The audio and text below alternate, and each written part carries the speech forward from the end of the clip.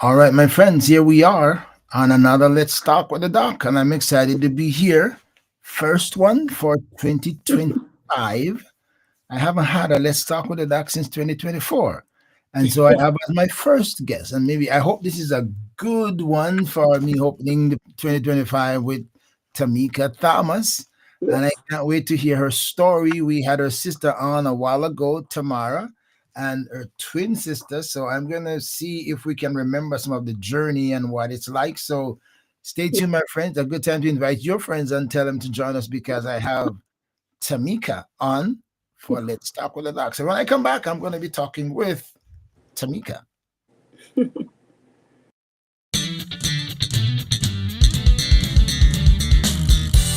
ORB Ministry presents Let's Talk with the Doc.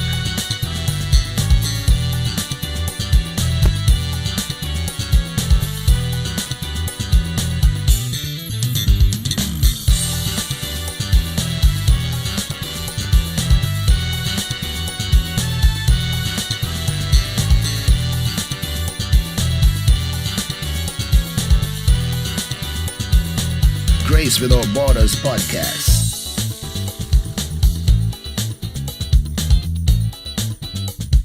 A thought for you. Ask Pastor. And a whole lot more. You never know what's next or who will join the conversation.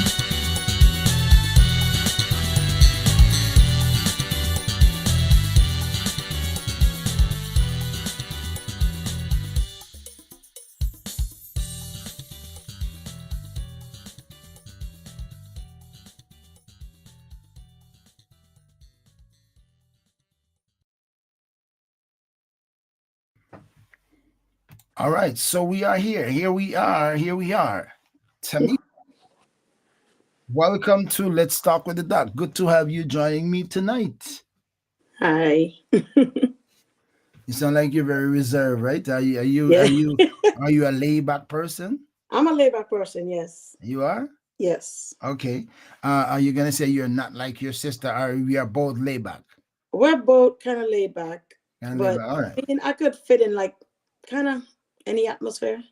I know how Okay. to have fun. I like to be chilled a lot though, more. I'm Okay. a more homebody. Like, Okay. All right. All right. All right. So you're flexible. You can adjust yourself to the atmosphere, to the situation. yes. All right. All right. So, my friends, I have Tamika Thomas with me tonight. And I had her sister, her twin sister, on a couple, maybe a month ago, month and something ago, or 2 months ago.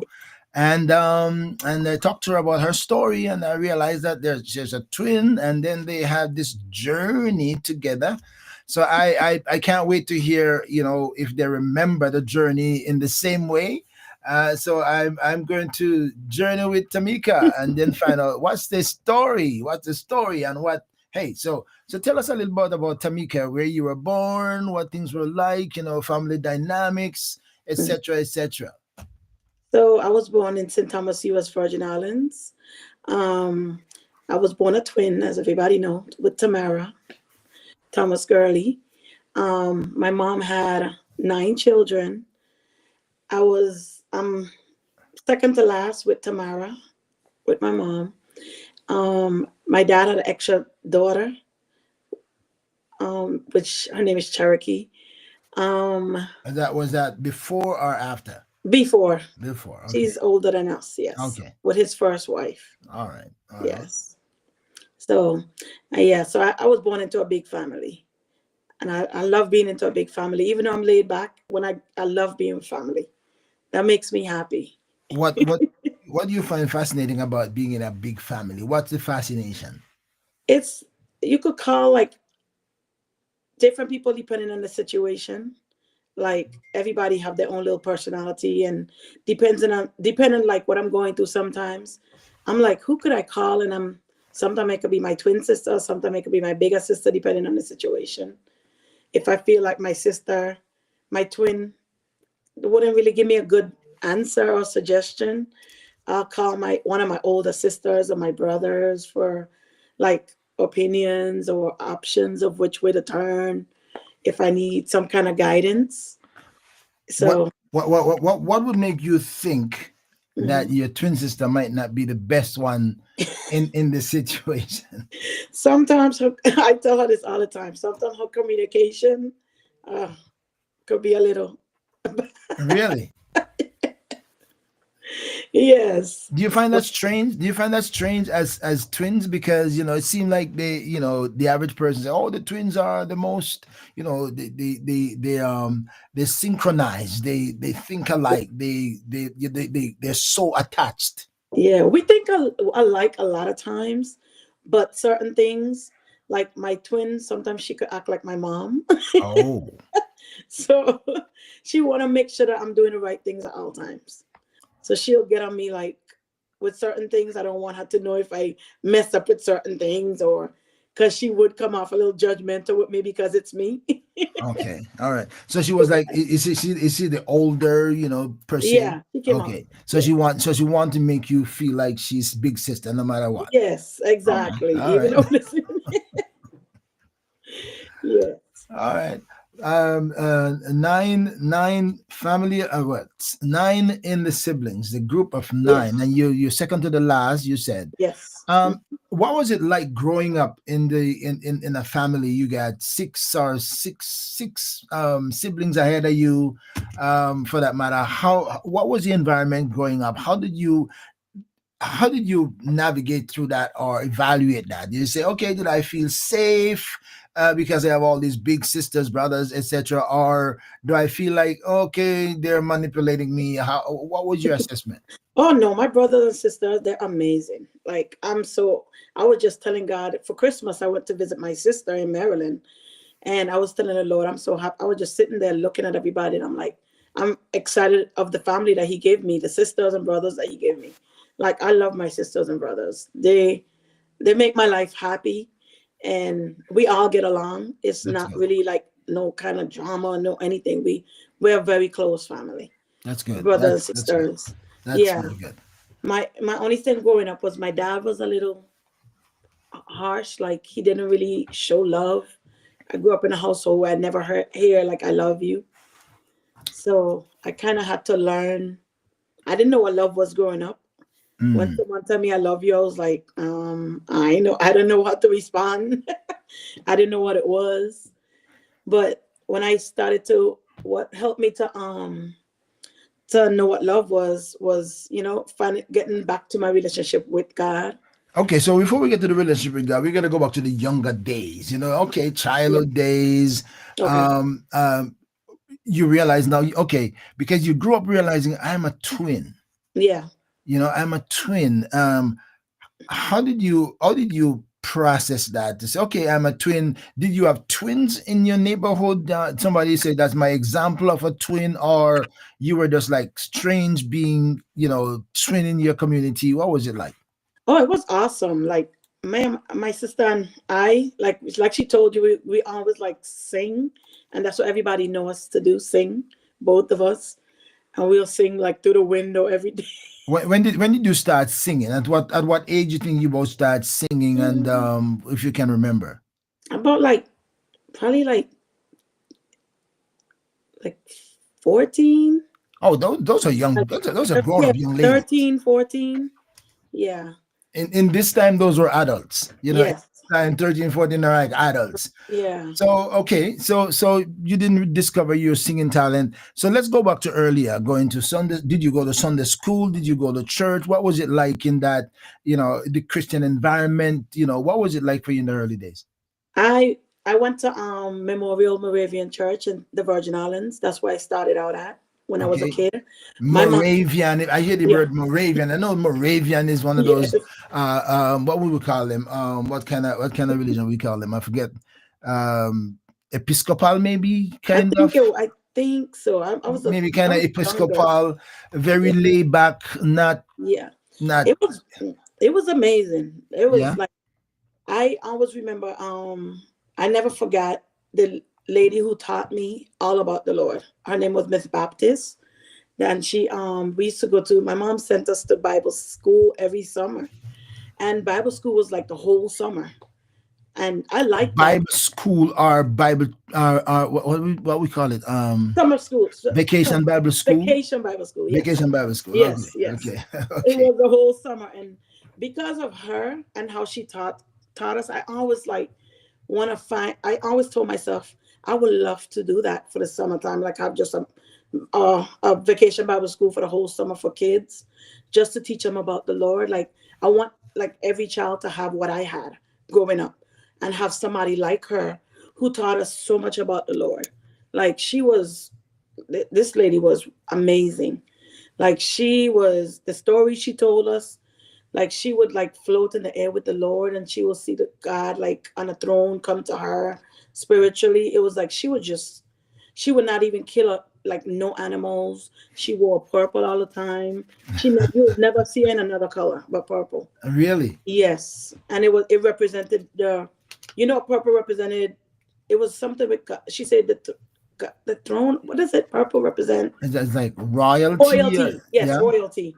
Yes. So she always, the Lord told her to always wear purple. The Lord told her to wear purple. Yes, Okay, and she because you was, want to stick with a royal connection. yes, and she taught us so much about the Lord. Oh my gosh, she had me and my sister's heart so much, and she makes sure that we will stick with God. Like because of her, I remember like certain scriptures because of her. Like I couldn't believe I still remember them. Like the stuff that she taught me. A few of them, ditched my mind. But when I got back into God, I was like, wow, I remember that. So she was amazing, and she was like a church mother to us.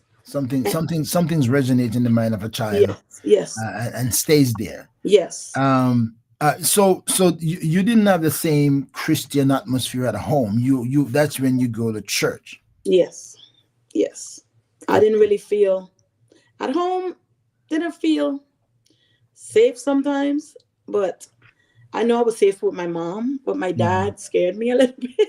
Okay, and it's up to you. If you in this program you can say what you want to say, and you Yeah, cannot say what you don't want to say. I don't yeah, remember. I don't remember all that. I don't remember all that Tamara said. So my yeah, my my mind is blank right now from yeah, what Tamara told me. And I can go back and listen it on social media if I want to. But yeah. refresh my mind. Tell me about your personal experience and why did you feel a little unsafe? What was it like? I mean, and at what age you felt that? Because for a child to feel unsafe, Yeah, it has to be. Uh, I don't want to use the word toxic, but there has to be it was. something that is affecting the mentality of the psyche of the child, for the child to feel safe in their home, in his or her own home. I Yeah, mean, normally you feel unsafe outside, but to feel unsafe home, that yeah, must be terrifying, if I could use that yeah. word. It was because my dad was like so abusive to my mom, Mm. and sometimes he'll come out very harsh. So it was like I kind of was a little scared of him because he was very strong too, and like he bought like he had several cars, and when we go into the car with him, like we wasn't allowed to speak, things like that. So it was Really? like it was hard, kind of living with him, and he's so like he was very abusive to my mom, and it's like that watching that every day was like hard. She couldn't look through the window, and She couldn't look through the window. no, or he'll think that she's looking for a guy. Oh wow. So we saw a lot. Like my Wow. sister and I, we went through a lot. So And my was that? yeah, Did you? Well, I mean, looking back now, you wouldn't be able to evaluate that as a child. Why? But when you look back now, did you think it was? Do you think looking back at those experiences, do you think it was because of jealousy or because of control? Which one? control. My dad was very controlling. Okay. Yeah, Okay. maybe you could say both jealousy and controlling, but mostly he was very controlling. And well, I mean, she got a lot of kids for him, so I'm not sure. I'm not sure if he felt insecure. Yeah, I don't know if he felt insecure, or maybe because of the abuse, as you say, he might think that maybe she would look yeah, away to get out of it. If so, yeah, if somebody yeah, by, so he's kind of keeping a close eye on that. yeah. But I think it's just more of the control. He liked the power. He liked control. That's how my dad was. Mm. So How did your other siblings deal with that? Your bigger brothers and sisters, your bigger siblings. How did they deal with that? Did they talk to you about? their personal experiences that this has been a long time, it's been like that. Did you cuddle together and talk about, what makes you fearful, or what? Well, my siblings, I only had lived with two of the older ones and one of the younger one, and my twin. And the others left. Like as soon as they got older, they left because it was like he, it was not. They did like to me. I felt like we was treated like black sheeps. I always Mm, grew up feeling that way. It might not have been, but that's just how I felt because of who my dad was. I felt like my aunts and uncles, like every time we would go to like a party or something with my mom, they would tell us, hey, well, y'all sisters is my favorite, and y'all dad this and y'all dad that. And I always felt it was unfair because to us because we wasn't nothing like, we're not anything like him. And a few people judge us based upon who our dad was. And I was until they got to know us. And that's why you shouldn't judge people until you get to know them because we was judged a lot. Like people didn't like I was dating my first daughter, her dad, and his mom did not want him to be with me at all because of my dad mm. situation. Oh, So so that's when you actually grew up. If you get to the dating part, you grew up. yeah. Okay. So was he like that in the community? Did the community feel like that about him? Did the community respect him, or the community kind of scared of him? What was it like? Well, I don't think they were scared of him. It's just a lot of people didn't trust him. Didn't trust him Yeah. in terms of hurting them or what? And I'm just kind of curious about Not hurting them. not Probably hurting like them. I guess who he was aggressive. He was very aggressive. Um, and he like sometimes he'll do work for them and not pay them. I mean, they'll do work for him and things like that. So he was like, my dad was a trip. I love him though. so Yeah, so they were very like they were powerful people. Like down there, my family, like they was like the governor, the this, the that. So they had a big name. Oh, so they were like the Costas in the community. We Yeah, really talk about the big guy in the community, like a Costas, the guy who run things. Okay, so he was manipulative to a certain extent. yeah. I don't Okay. know what was in his mind, his mindset, why he was that way. But one thing I always wanted to hear my dad say is "I love you," and I never really heard my dad say "I love you" until his dying bed. What created awareness? Because for a young lady to say, "I've never heard my dad say I love you," um, tell me how that was triggered. Was that because you hear it from others, or other people say that their parents talk about loving them, or how did you get to the point of saying, I wish I could hear my father say I love you? When I started to go back to church and find out what love really was, yeah. So when I found out what love really was, like I started to go to a church in New Church of Faith, and then that's where I kind of like the church was like loving and hugs all the time, and I got used to that, and that's where I actually found out what love really was from So you church found it out later in your life, later. Yeah, yeah, about what age you really like say, in I heard that like word, I felt. 18, like 19, Oh, that's 20, so that's real adult, real yeah, adult. All yeah. right, so let's reverse a little bit and go back to when you on, and I'm curious about twin sisters. I don't have the experience. I'm curious about twin sisters, growing up, talking together. Mhm. What were your level of communication with Tamara in terms of what were some of the things you talk about? I mean, childhood things that children talk about, like, okay, dreams, aspirations, likes, dislikes, Yeah. go here, go there. What were some of those little intimate things that you would keep between you and her? Me and her mainly talk about singing.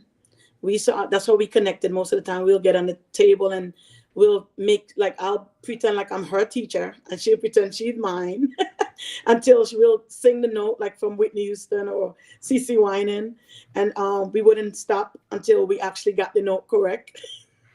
So, So we so, had at, to be so training at, each other. at what age was that when you were able to differentiate note and say the notes, we got the note right? Mm. How?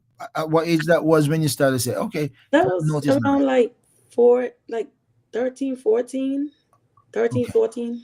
So Yeah. let's see if we can remember anything like at 10, 11, 12, like twin Mm. sisters hanging around, playing with playing doll, playing Yeah. Mm-hmm. playing mom and Yeah. etc. What were some of those little things that you and Tamara did as you grow up and say, we did these things because we are so closely tied together. Our brother is not doing it, our sister not doing, but we do this Yeah. because we are the same age and we are so connected. Mhm.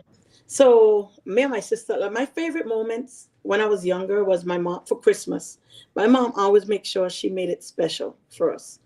And it's like every year it was like a tradition every year. And we just we'll get up.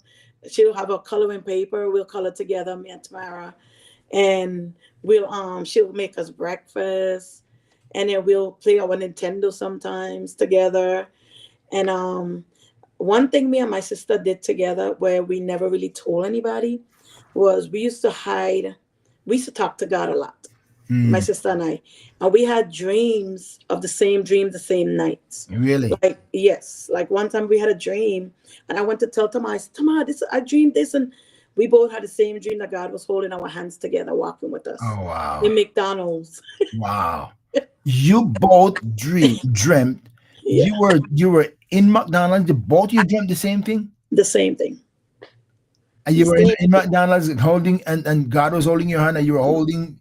Mm-hmm. That's crazy. Yep. That's crazy. Yeah. All So right. So was, when you began to share your dream, and she's saying, "I am in the same mhm. dream." What were the conclusion? How did you say, "Oh, come on"? I just always felt like my safety, even though I didn't feel safe at home, I always felt like I was safe because of the Lord. And me, I had just, we kept each other. Like I felt safe around my sister. We always read our Bible together. We'll play school together. We'll play with our dolls. My mom always give us we always had dolls, a bunch of dolls, over 50 dolls. We had doll houses Oh and things wow. like that. So it was a good life. It just was a little rocky with the abusive part. And it was my mom made it. She tried her best. Like when my dad left, she tried her best to like make it up to where we had our childhood will be at least somewhat good. And like I said, outside of the house, I felt more safer, and that's why I was like going to church. And me and Tamara, like we never missed church. We always went. Like my brothers and sister would skip church, but we wouldn't, because we always look forward to going to Miss Baptist and learning the word. So and learning the word of God. That And that is that did interest us as a kid. And that's why I said I wish that other kids today could get what we had, to where they go vacation Bible school and learn the word of God. And and just get that great teaching so they could know the Lord. Like right now I'm talking to the Lord. I'm like, God, like I want to help these kids, like with what's going on in the world right now.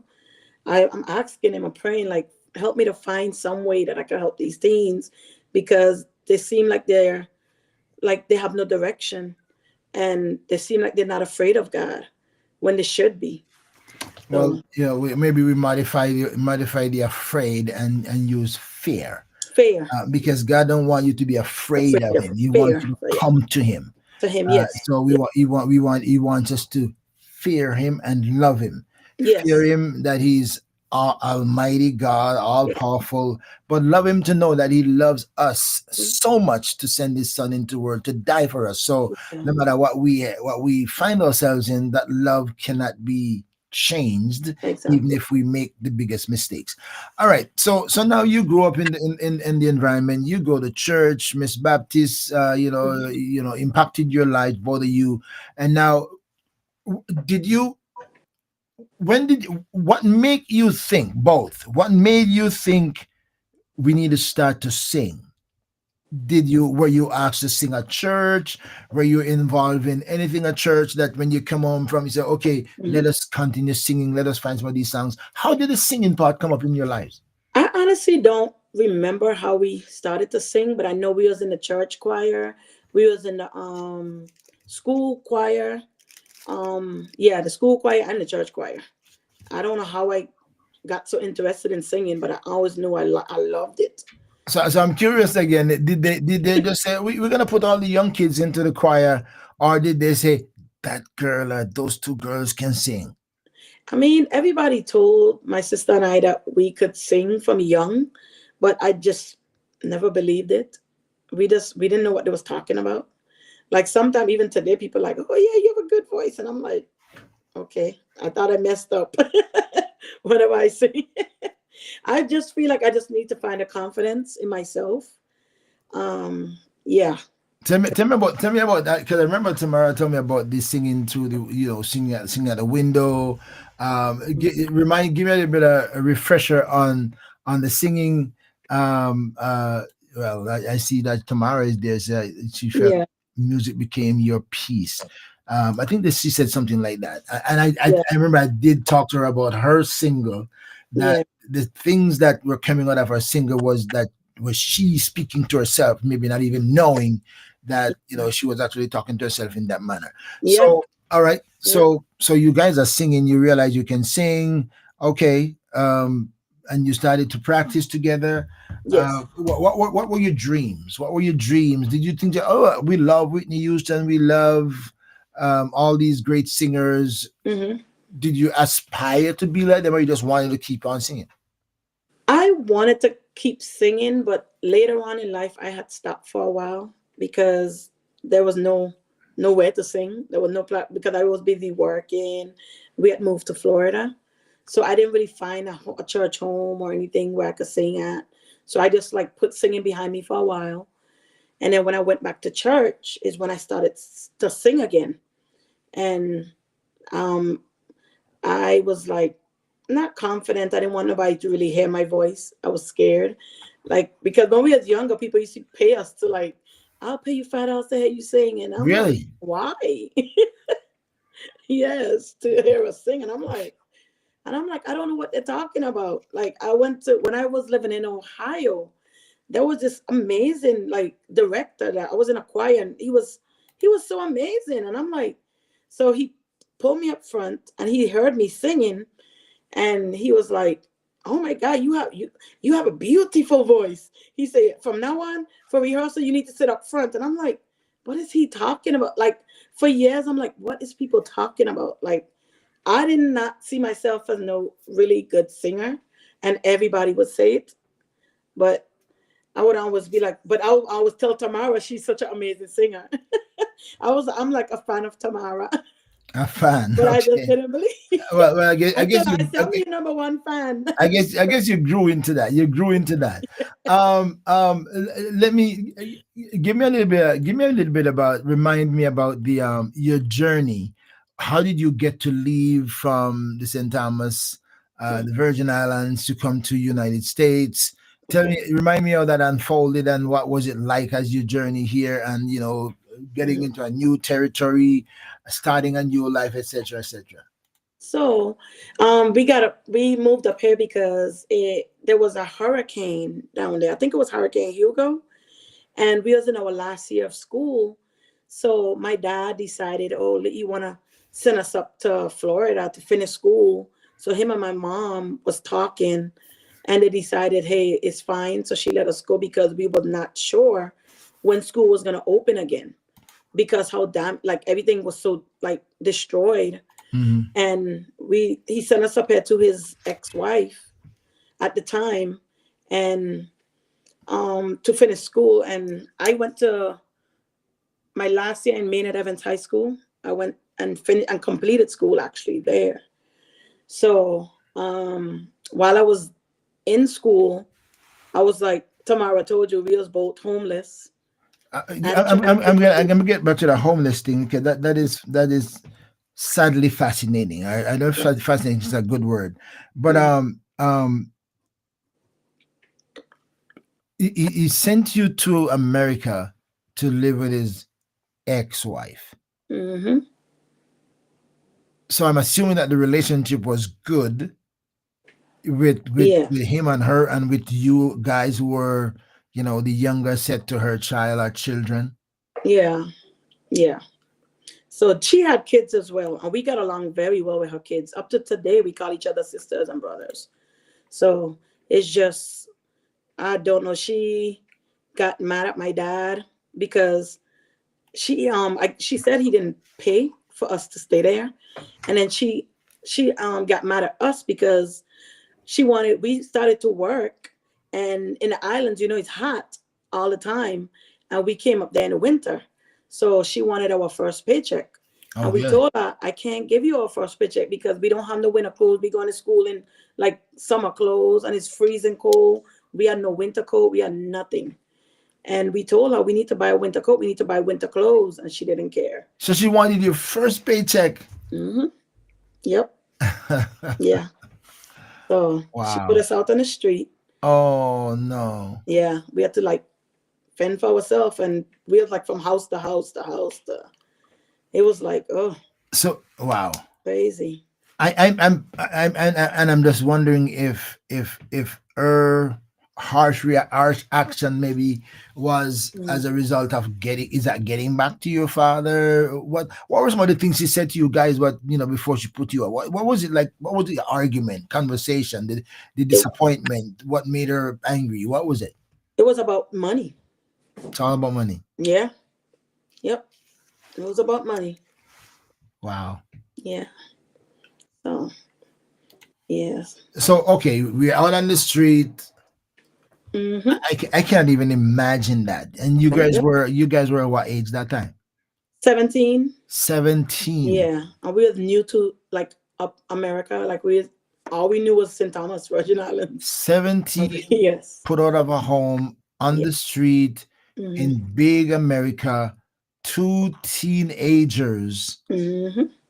How did you communicate that? What back with your mom and your dad back home? Maybe you didn't want to talk to your dad, but how did you relate to that? And what was the We message you did sent? tell. What was the message you sent back home? We did tell told our dad about it. He knew about it, and even though he knew about it, that's why I always felt like my dad didn't love us because the stuff he did to us. Wow. Like, yeah, I just didn't feel like he cared enough. And then even though him and his the even though she put us out later on, he still went back with her. And Really? then yeah, he He still went back took her with back. her. Yeah. So So where was your mom that time? my mom, she was in the Virgin Islands. So your mom in the Virgin Island, Hmm. the ex-wife is in America. And he was You in the Virgin Islands too. you are here and he's in the Virgin Island. Now, how did Mhm. he get back to her?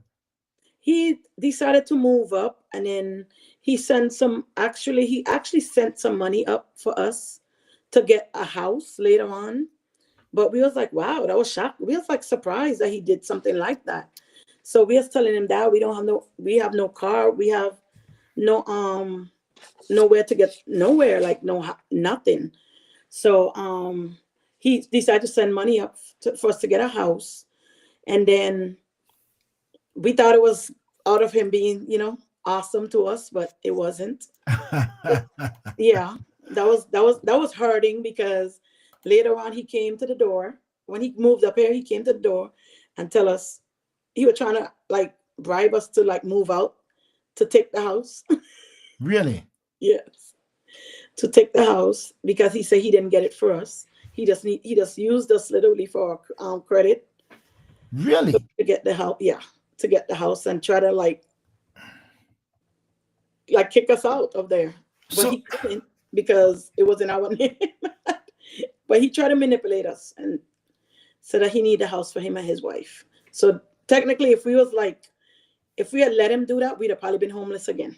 oh my God. All right. So that is my friends. I'm talking to Tamika Thomas, sister of Tamara Thomas Girley, that was on my program not too long ago with her Yeah. newly released single. I heard Tamara talked about somebody, but I don't even remember that if she actually said that Mhm. he came up here after he purchased the house through you guys, have your names attached to it. Then he came up to put you out. I'm curious about how did you relate to that? Because his ex-wife put you out of her house. Mhm. He helped to get a house for you guys, and you thought it was going to be for you, and now he Yeah. comes and when you put you out. What did you both do? How did you handle that Well, to keep him we off? Tamara kind of got to him, no, you're not. She kind of stepped up and she was like, no, you ain't taking nothing from us, blah blah blah. But then later on, we ended up losing the house because of him as well, because we Oh, had um we had our taxes and there was a leak in the house. So the leak caused us to go behind, fell behind on the mortgage, mm. but we had enough on our tax return to where we were going to pay the mortgage with our tax return. So when our tax return came, we went looking for our check, and my dad took it out to a mailbox and went and Oh no. deposited into his ex Oh expense no. account, causing us to lose the house. So Oh no. yeah, Oh no. yep. So Oh no. Oh no. yeah, so Wow. that was, yeah. We've kind of been through a lot. I mean, honestly, I didn't realize that my life like was so dramatic until I actually recently took counseling, and I was talking to the counselor, and she was like, "Why are you acting like this stuff was normal?" I thought it was. I was just like, I just went through whatever and just took it. I was Oh, strong, oh my and then God. she said, "That's not normal." She said, "You went through a lot. You went Oh through my God. Oh my goodness. Oh my goodness. so." I am so sorry. I think I told Tamara, I am so sorry. Although it's many, many years back, but I hate to even try to process that in my own mind, Yeah. that a father who's supposed to love and care for his daughters who are trying, that they've been Mm. used as porn, maybe, to, okay, send them to America, let them get this house, and then I'm gonna come and take it from them. So what did he do, and how did you communicate that with your mom back home? My mom couldn't really do anything. My mom like was a stay-at-home wife at the time. I'm just talking about, I'm just telling her daughter's experiences. Mhm. How that was that impacting you? How did you relate that to her, and what was her feeling about the whole experience? Did she say you guys should come back home, or did she say we are praying for you that the Lord will open that door? What was the experience? She did not want us to come back home because she wanted us to stay up here and like progress. She wanted the best for us. Okay. So, but she didn't never told us to come back home. But I mean, she didn't really say anything. My mom was kind of like battered. She would just, yeah. My mom was. She went through a lot herself Hmm. with her husbands, and she was just, yeah. She was not surprised at all. Like Tamara said, she wasn't surprised She wasn't because surprised. she know him. Yeah. Okay. All So right. So where did you go now? Now you're not getting this house. You're not coming in here. We're not sharing it. And then he you hmm went you went you went and got your tax return hmm and deposited it. yeah, and his wife, the one who put us out, her account. I'm kind of curious about that because weren't that supposed to come in your names directly? Yeah, that's what I still think about up to this day. And I never forgot the total, $3,381. I never forgot the total because of what happened. Wow, $3,381. Yes. That was good money. Exactly. Back then it That was. was good But it money would, it back would, then. yes, it would have saved us from not being losing the house. But he Oh took my it. God. And So then so when we went we went to his house asking him, where's our money? And he came outside with a bat after us, chasing really? us with a bat. Oh no. Yeah. So, Oh no. yeah. My friends, stories have no end. Hmm. Stories are inspirational. Sometimes they're gut wrenching, but that's why we talk about stories, because when you look at people how they progress, even what they've been through, you can look at them and see examples, and that's why stories are inspirational. Yeah, so you lost the house because you couldn't keep up with the mortgage. Your dad took so he took advantage of your money. He must have fraudulently got it to be deposit into his Mm. account and left you stranded. So where did Tamara and Tamika go after that? So we called my dad, my grandfather, his dad, and his dad actually sent some money for. We told him, "Oh, we don't have a car. We don't have any like." And his dad sent us some money to get a car, but his dad sent the money to him to get the car for us. And again, he took the car and gave it to his ex-wife, kids. Yeah. So we, yeah. So it was a lot. It was a lot that we went through. Yeah, but I think this. Yeah. So Wow. I guess I used the word curious maybe too many times, but I'm still trying to figure out how I why do you think that he didn't like you guys? Why? What's your conclusion? No conclusion? I have no idea. Up to this day, like I said, I only heard my dad said "I love you" on his dying bed. I've never, like he was one of my dad been married like 5 times. You know, five Yes. So times. 5 or 6 times, one of them. But one of his wife, we like got close with at first. She did not want it to get close with us because the stuff my dad was telling her about us. And I was like, why is she acting like that? And my dad was telling her bad stuff about us. And when she got to know us, she said, why did you tell me these stuff about the girls? They're not even like that. And so we went up talking. She pulled all of us together, my dad, my Tamara, and I. And she was like, we told her like we feel like our dad don't love us or whatever. And Tamara started to cry. So she asked my dad, his wife at the time asked my dad, tell your kids you love them. And we standing there waiting for him to tell us. And we're actually still standing there up to today waiting for him to tell us he loves us. He never told us he loved us. And Tamara started crying. And I was just like, whatever, I don't care. Inside, I did care, but I just played tough. Like, I was like, oh, well. So, And by the time you maybe past your teenage when that by yeah. that time. Hmm. Yeah. So what did he do with his life after what did he do with his life? I mean, my dad mainly was focused on women. That's it. It's woman was everything to him. Like, he didn't, yeah, it was all about Oh. his woman. Whoever he was with, that's who he treasured. But apparently he did that he can't keep a woman longer. The woman can't keep him because he kept His moving on to the other. Let's control away.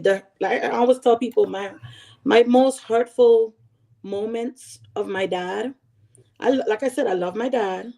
I don't have no ill thing about him, but it just my worst experience I had with my dad that hurt me the most, and I'm trying to get it out my head, but it would never leave. Is one day I went to my dad. I never asked my dad for anything because I knew he wouldn't give it, but I never asked. We never asked him for anything. So one day I had to put my pride aside because I have. Oh, by the way, I have 5 children. Okay. So at the time I had 3. So I didn't have any money at the time um, to feed my kids. So I say, you know what? I put my pride aside because I don't like to ask people for anything. Like sometimes I know that wasn't a good thing. And I went to my dad and I said, Dad, you have like a few dollars just so I could buy like bread or something to feed the kids and whatever. So so he was like, I don't got no money to give you. The way he said it was so harsh too. And I was like, okay, I'm sorry, I just asked. So, and that's why I didn't want to ask him in the first place. So later on, someone I think gave me the food stamp card to go to the store to feed my kids at the time. So I went to the store to buy food for the kids. And who I saw in there? My dad with his Yeah. ex-wife, the same one The that same picked one us that up. put you. Yeah. Okay. So 2 big buggies full of food, of groceries. And guess who paid? My dad. After he just told me he don't have the money to feed my kids and his grandkids. So that's not even the worst part that hurt me the most. The worst part that hurt me the most about that situation is so later on my dad came over to my apartment. Um so I'm like, so when he left, I went in the fridge to go feed my kids. So I'm like, I said, wait, where is this food that I just bought? I said, no, I'm not going crazy. Where's the food? So I'm looking for the food that I just bought to feed my children. All of it is gone. I'm thinking it's my children eating. I'm here like, y'all touch this food? Like, no, mommy, we didn't touch the food. So later on, I went over to my dad's house to get something. I forgot what I went over there for. He called me for some reason or whatever. or I just went over there or whatever. Cause we still visit our dad, cause we still loved him even though he was like not with us. Cause I'm not gonna hate him, cause he's still my dad. But I went over to his house. He opened the fridge, and I was looking at, and I was like, why everything that I was looking for, all the food that I was looking for, it was in his fridge. Are you did you guys ever know if he was okay? He stole all my food that I had to feed the kids out. Again, I was left with no food to feed me and my kids because he took everything. Yeah. So, I can't decipher this. I really so can't. that's my most hurtful moment with I my dad. really can't. I Yeah. really can't put Yeah. an understanding to this because he, he took your money and deposited in his account. Wanted to put you out of the house. Um, wouldn't give you something to buy bread for his own grandchildren. Yeah. His own grandchildren, and Yep. then you got it. You got from another source, and Mm. he came by your house and took the stuff. Put into Yep. why would you let him into your house? I mean, he's still my dad. I have a heart. I'm a person. I have a very soft heart. I'll fight with you today and tomorrow we could be best friends. That's who I am. I forgive very easy. And I don't hold grudges, and it's because of what I learned in the Bible. So I don't really hold grudges against people. I just know how to be with you. Is I know how to treat you depending on the situation, but I wouldn't like turn my back on people. It's hard for me to do that as a person. It's like my heart is so soft. Even if someone do something to me, I'm gonna still like, like love on them. I might tell you a few choice words at the moment and probably tell you off or whatever. I still need deliverance with that. I'm not gonna lie. I'm act like I'm some saint, but I would tell you off in a heartbeat. But I wouldn't hold a grudge. Is that if anybody is listening to this, I'm gonna suggest you don't even try that with Tamika. Don't try to abuse her because she has a good heart. Okay, Yeah, yeah, you might not end up as good as others have. yeah. I'm gonna drift back a little bit to your singing days between you and Tamara. Okay. You know, give me a little bit more into your singing, and when did your singing blossom together, or did you veer off from each other and do your own thing? Children singing excited, and she think you told me that you guys just sing in the window. You were singing. I don't know if I remember and I want to put words in your mouth. Tell me part of the reasons for your singing. If I remember well, I don't remember. I don't remember. I don't want to say what she didn't say. Singing just makes me have peace inside. And I only listen to gospel music. Once in a blue, I'll go back and listen to like Whitney, like her old songs back in the days. I don't really listen to the other music today. I just like gospel music. Mhm. So I guess that's why it gives me so much peace. But I just sometimes I just find myself singing, not even realizing I'm singing. Wow. Walking around singing like Tamara with her CD. She asked me to be on it with her. And I told her no. I say, the Lord didn't tell me to do that at the moment. I feel like she needed to do it by herself. And me and her, like earlier, we had wrote us.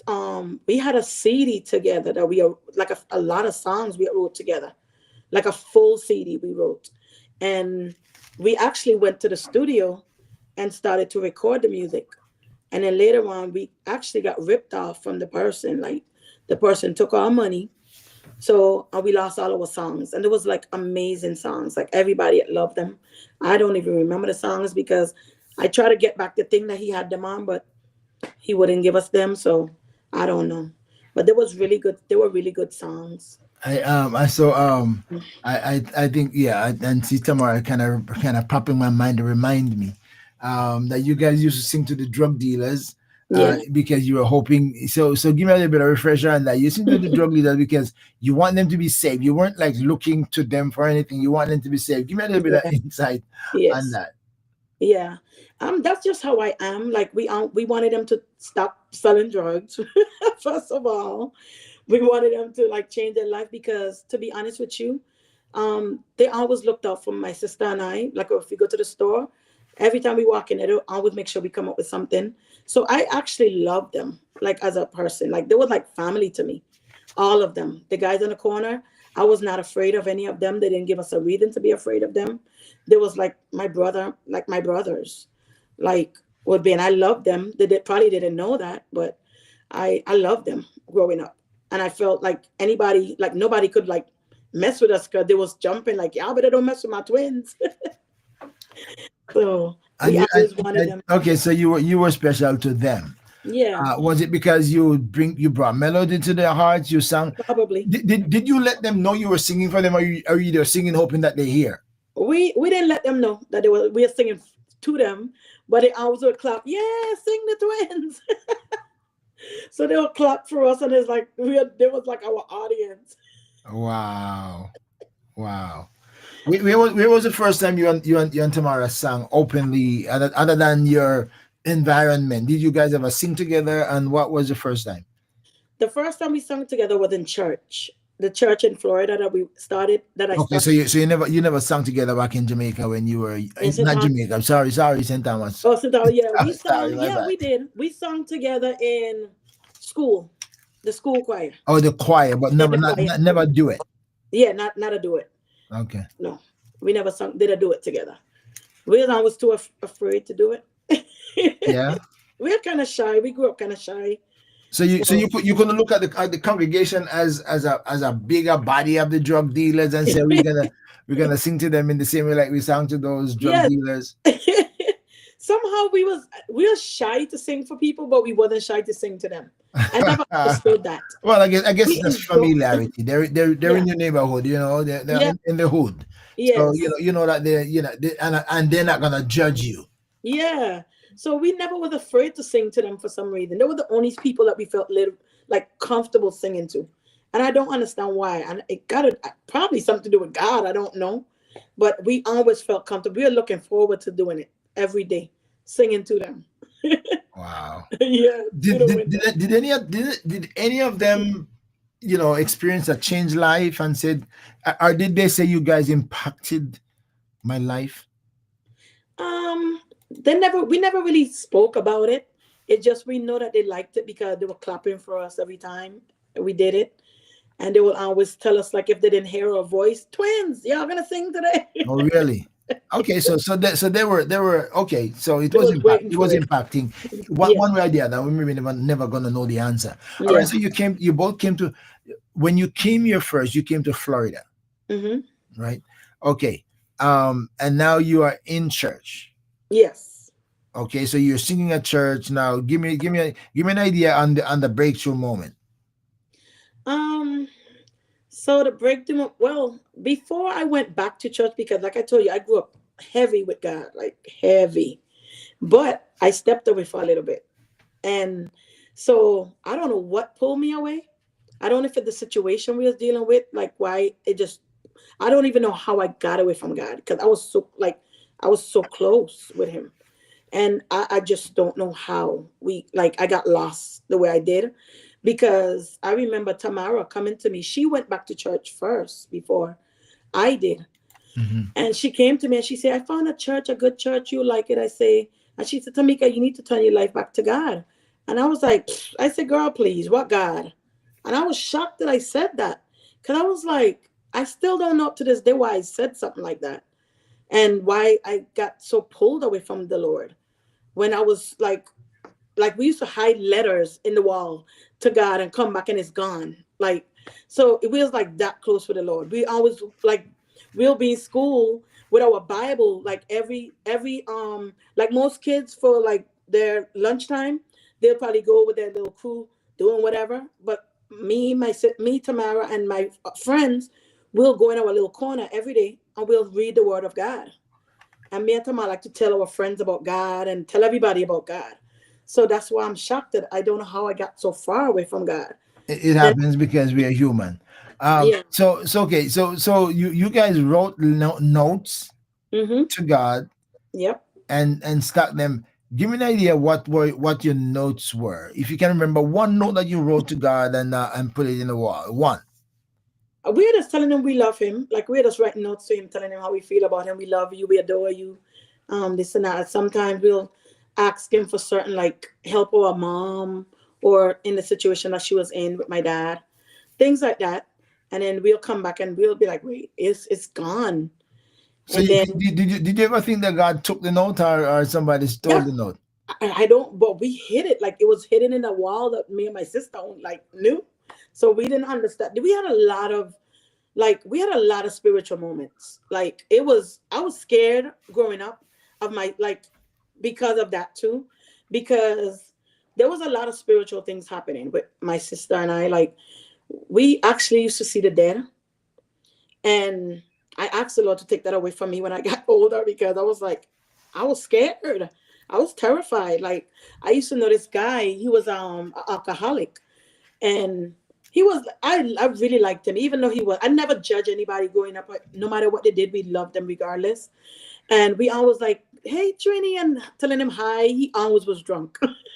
So one day he was right there in our alley. We'll be right by that gate that to go upstairs where our house is.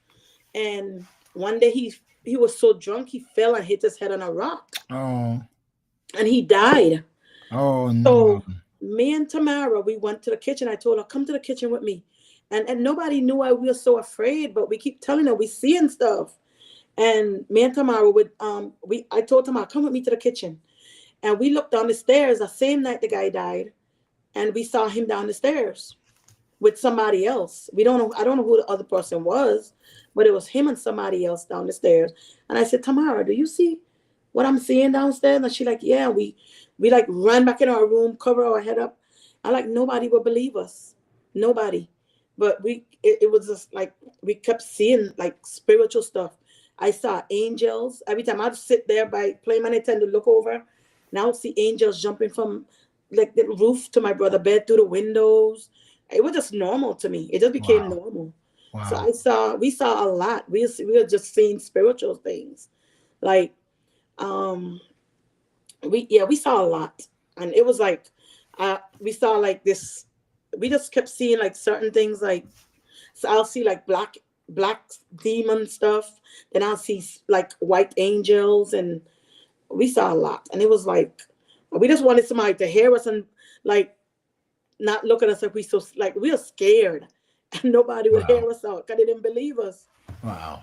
But it was scary. But the last time I did saw angel, me and my sister, we was in a car accident, and the Lord showed me.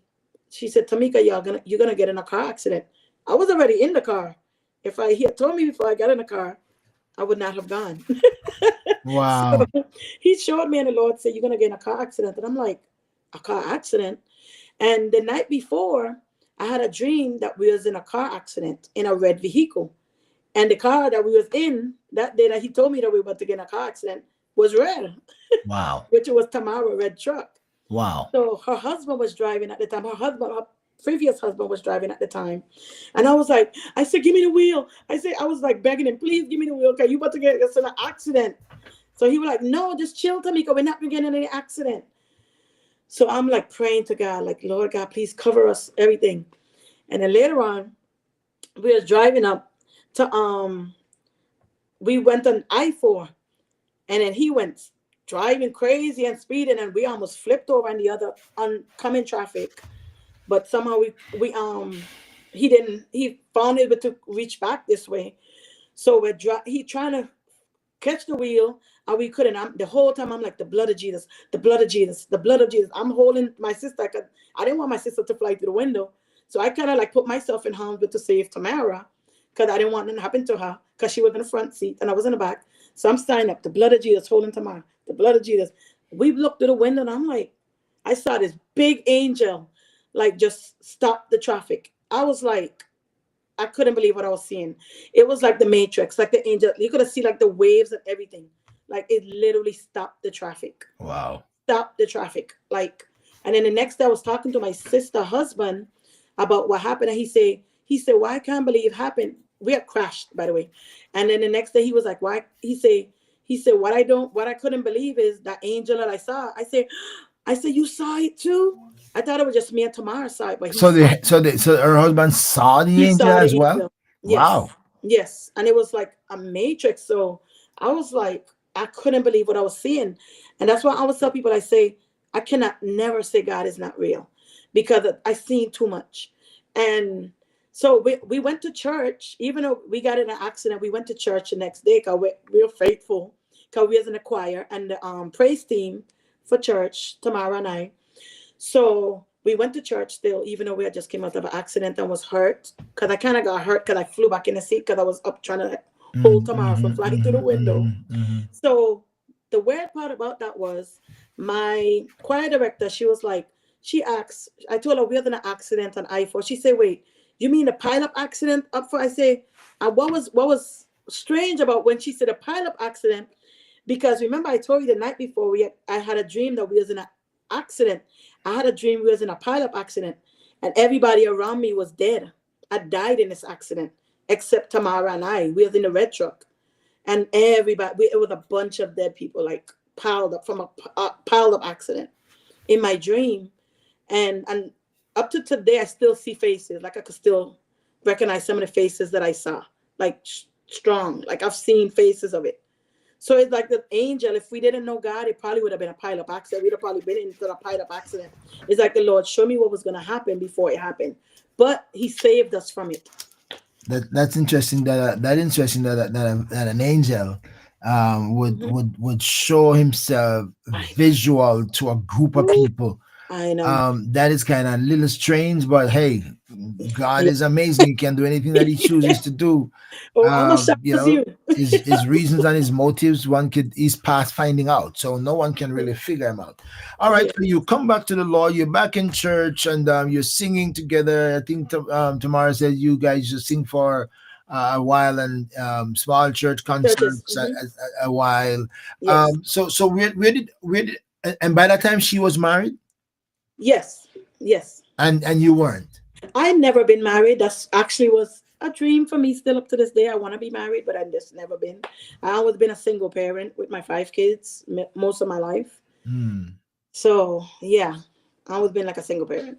Hmm. I've been trying to get married, but just don't know what it is. I Trying to don't know if get it's because see my mom relationships. I always like I would always be with ended up with same type of guys like as my mom, and okay, okay, okay, so okay. So that psychologically affected you even mhm, until the latter part in your life.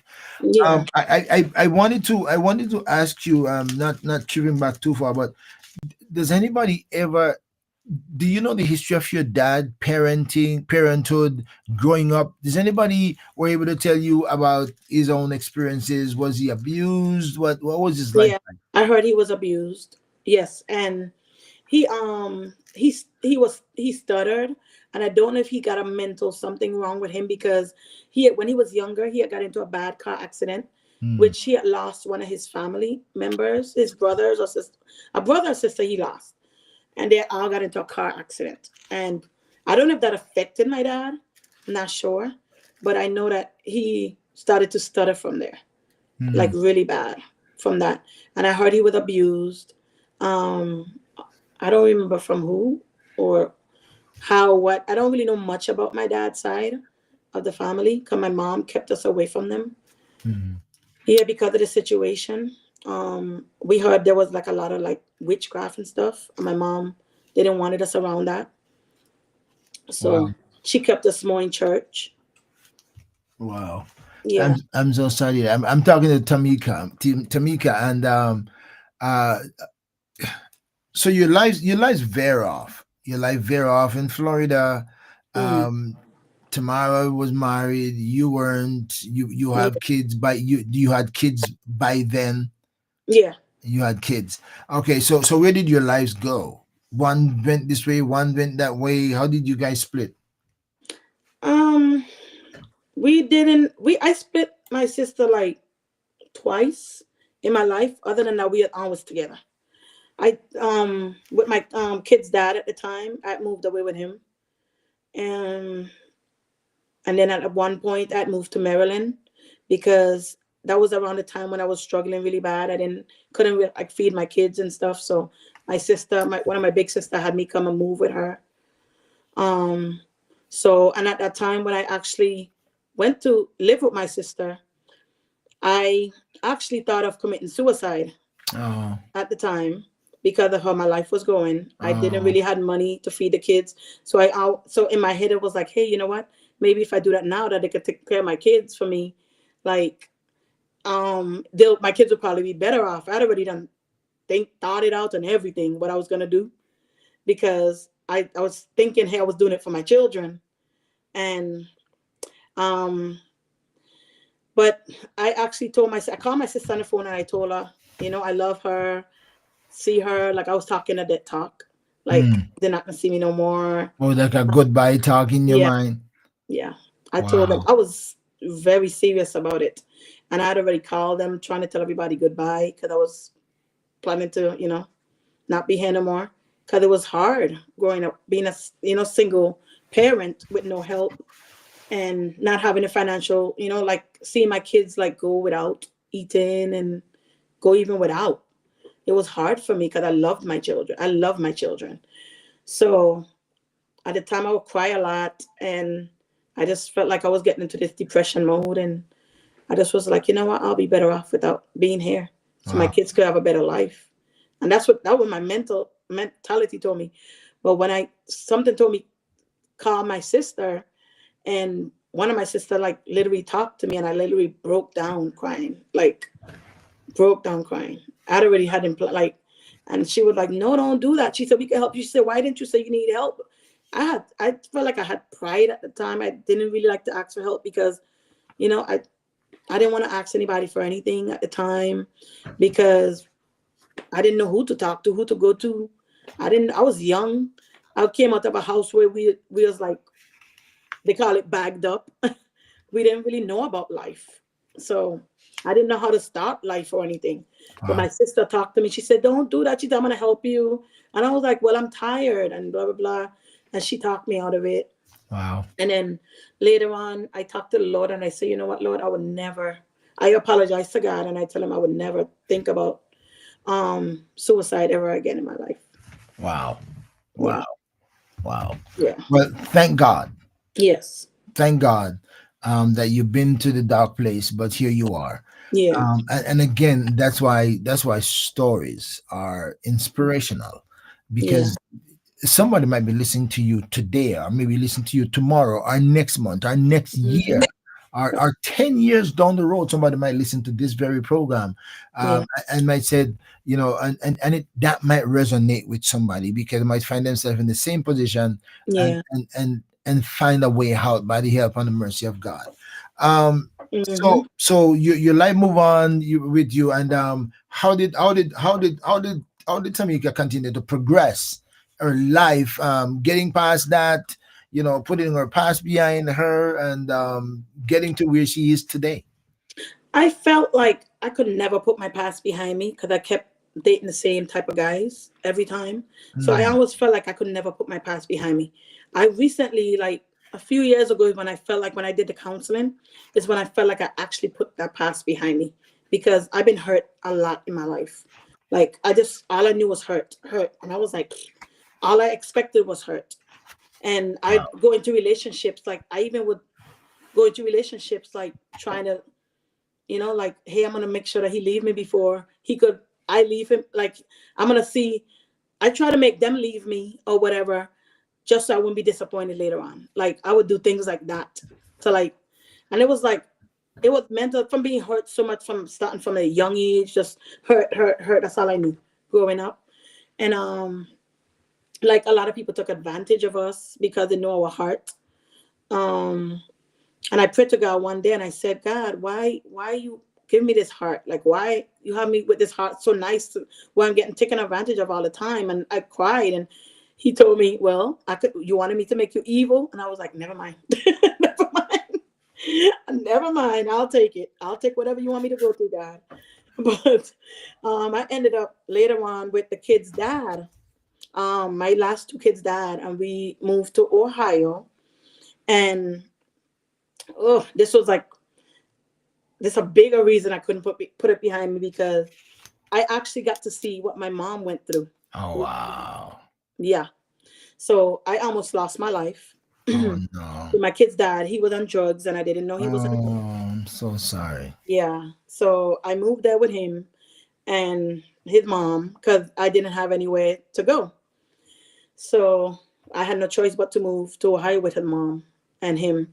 So I know I was in a house one day, and every day, every night, I would come home and I had to take me and my kids, and we'll end up sleeping in the hospital parking lot because I would walk in the house and he, like, every night, his eyes would be pitch black, just waiting to like pick a fight.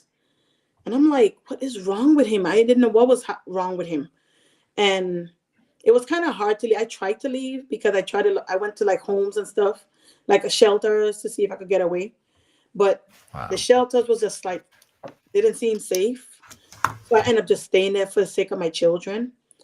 And like every night, just to protect my kids, I just had to sleep in a hospital parking lot because he would be so like violent with me, trying to hurt me.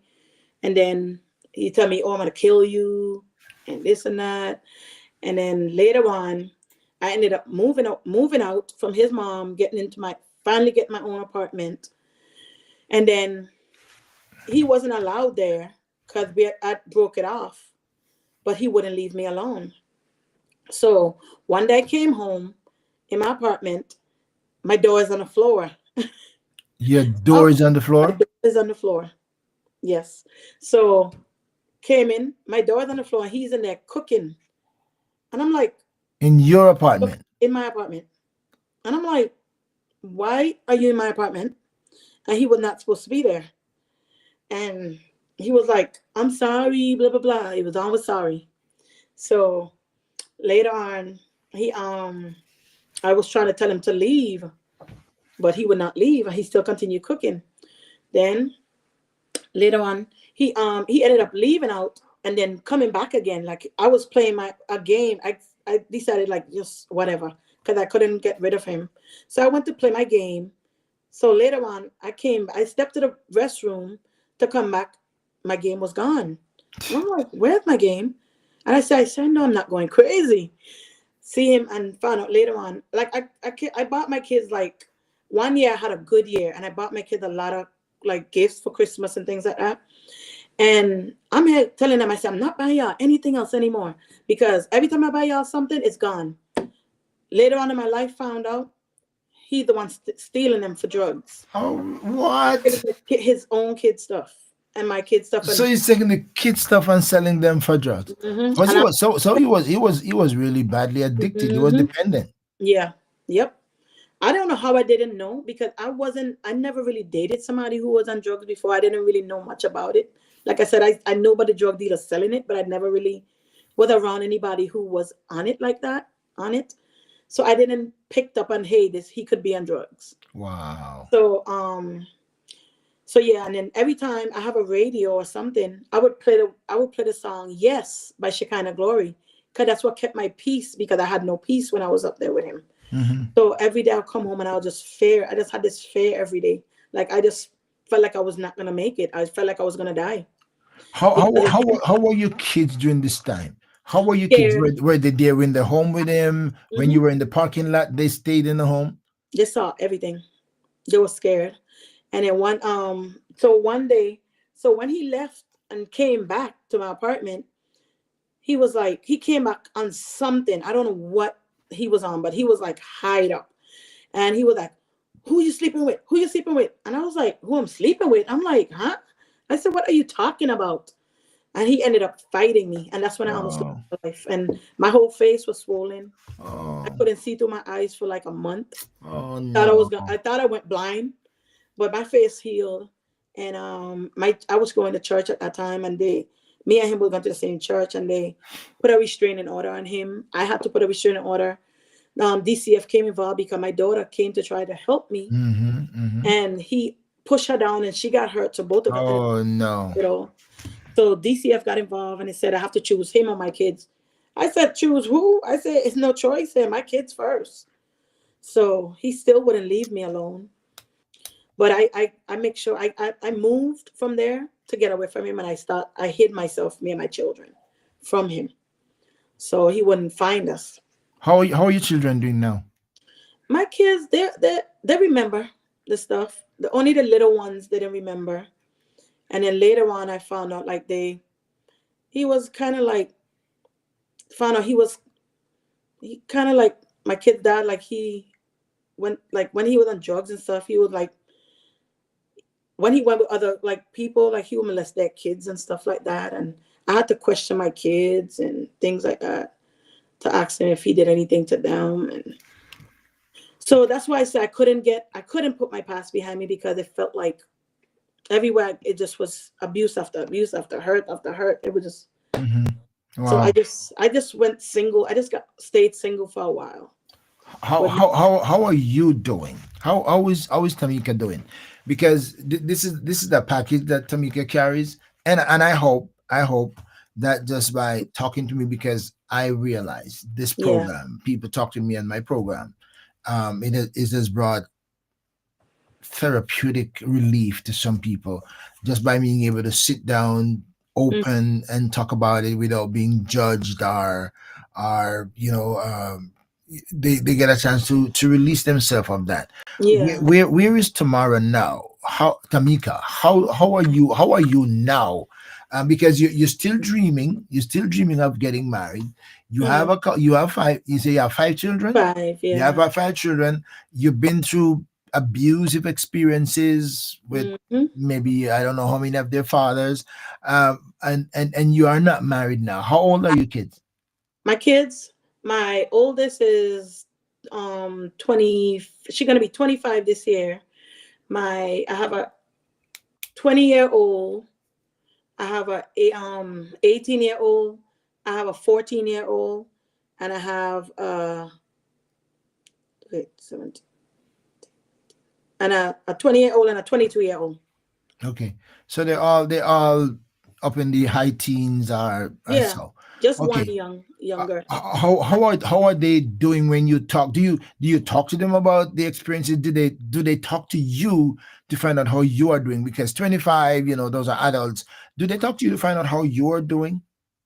Well, not really. They used to. My kids used to be my comfort. Like they would always make sure that I was okay. Mommy, how you doing? But they was also scared because of what I was going through and what they saw me going through. But now, I mean, I think I'm fine right now. I'm okay right now. Yeah, I think I'm okay right now. Okay, that's good. That's good. My friend, Yeah, I'm talking to Tamika I think I'm Thomas. okay. Long Yeah, journey. All yeah. right. So what's the rest? I'm gonna invite Tamara. I'm gonna invite Tamara to join us later, because she maybe get a little bit of refresher.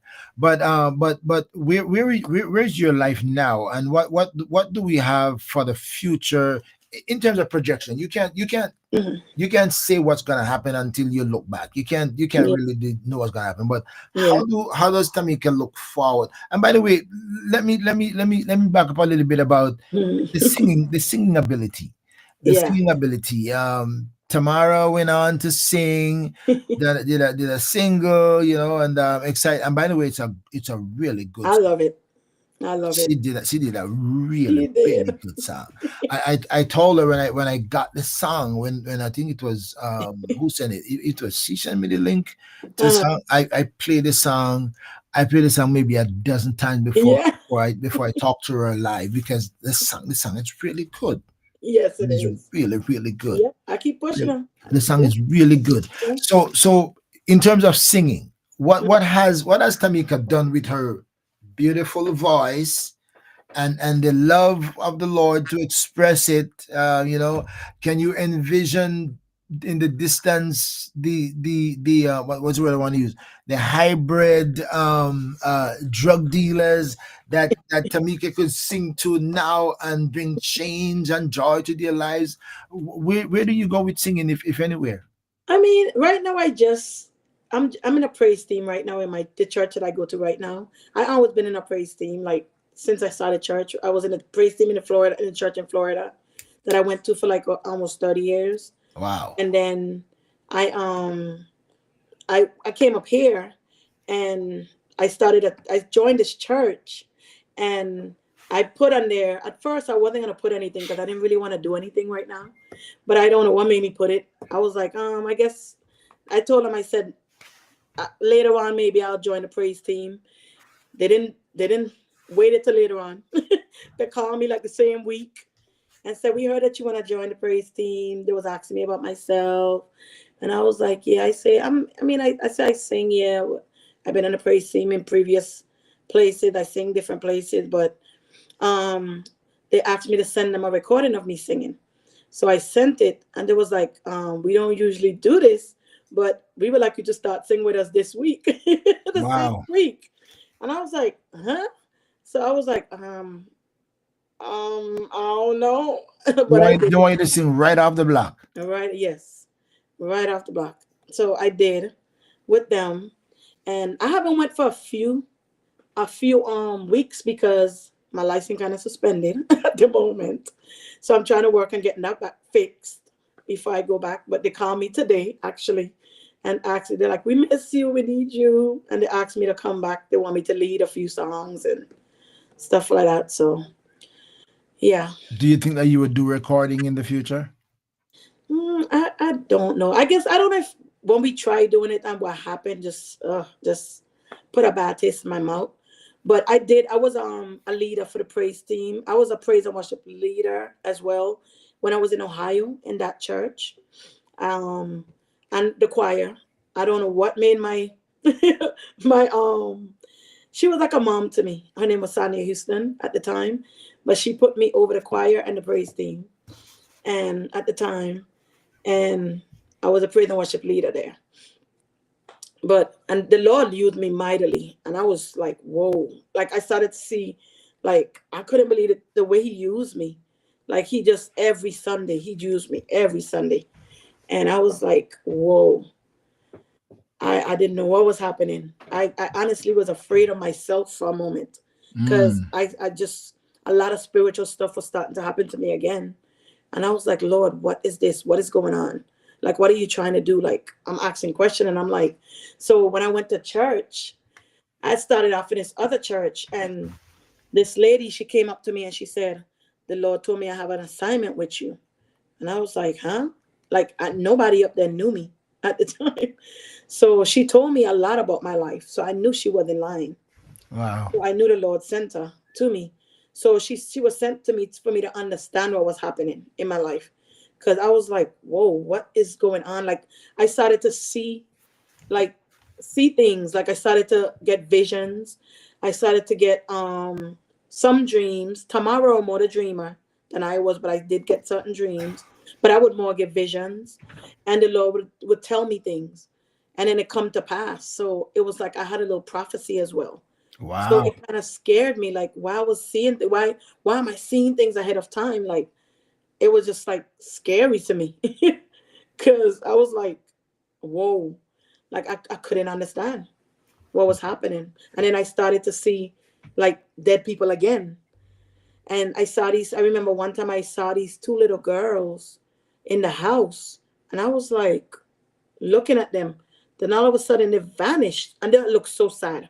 I don't know what happened to them. I never researched it or anything, but it was so sad. It looked like they were sisters and one was comforting the other. So it's like something happened to them. I don't know. Wow. But all of a sudden I'm here looking at them and they vanished. Then all of a sudden it's like their spirit appeared in me. Oh, really? And I became sad and I couldn't find my happiness no more. And all Really? of a sudden I'm like praying, God, what is going on? It's like their spirit took over, like went into me somehow. And the Lord, I heard the Lord and He said, call your sister and pray with her, have her pray for you. I called Tamara and had her pray for me. And then it just went away. And I was like, I said, Tamara, I couldn't find happiness. I felt like just like the kids, like what was happening to them. So it's like I started to get back spiritual stuff happening. And it was just like, I'm still wondering, like, Lord, who am I? Mm. Because, Wow. yeah. So, All yeah. right. Well, we have tomorrow in the wings. Yes. We have tomorrow in the wings. So I'm gonna bring her on. I'm gonna bring Tamara on, but before I bring Tamara on, let me just take a little break so uh, Tamika can get a little drink of water, Yeah. and I take a little break. I'll come right back, my friends, and we'll pick up where we left off. Every Wednesday, 8 p.m., join ORB Ministries on Let's Talk with the Doc, live on Facebook, YouTube, and Twitter. There is a story, something to encourage and inspire you. You may even have a life-changing experience. You never know what's next or who will join the conversation. Stay connected. Subscribe to ORB Ministries YouTube channel. Follow on Facebook, Instagram, and Twitter.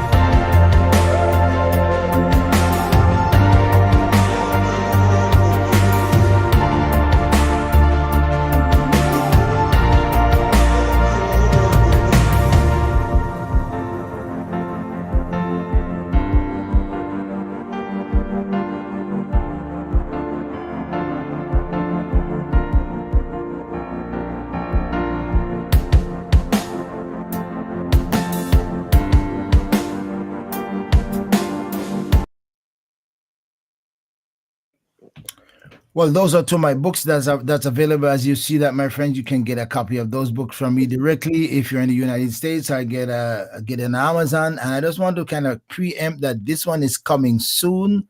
This is gonna be an ebook, The Power of Thoughts, and by the end of the month, I hope to have that one ready. The Power of Thoughts, and so I want you to anticipate that. Let me go. Let me go. Bring Tamara in. Let me bring Okay. Tamara into the show. Tamara, are you ready to join us? Hey. I know you were. I know this wasn't planned. This wasn't planned. No. But then, if I get the sister on, I say, oh, maybe she got the link. So maybe I could bring her on and say, hey, here is your sister. Here's the twin on here tonight. So welcome to Let's Talk with the Doc and with Tamika. Yep. And I notice you're giving us some refreshers and some reminders, and reminding Tamika some of the things that she had forgotten. So what didn't we talk about that you thought is a highlight of your lives together and our experience? Tell me something that I didn't talk to Tamika about, and to remind her something. Well, I think Tamika pretty much touched a lot of it. I don't know if, like I said, because we push everything so much on the rug, I don't know if we remembered exactly, in the exact order that it happened, but we know it happened. So, but I could see, she forgot a few things. I did as well, but because we really pushed it behind us, we something that we didn't really want to remember, but we know we have to talk about it.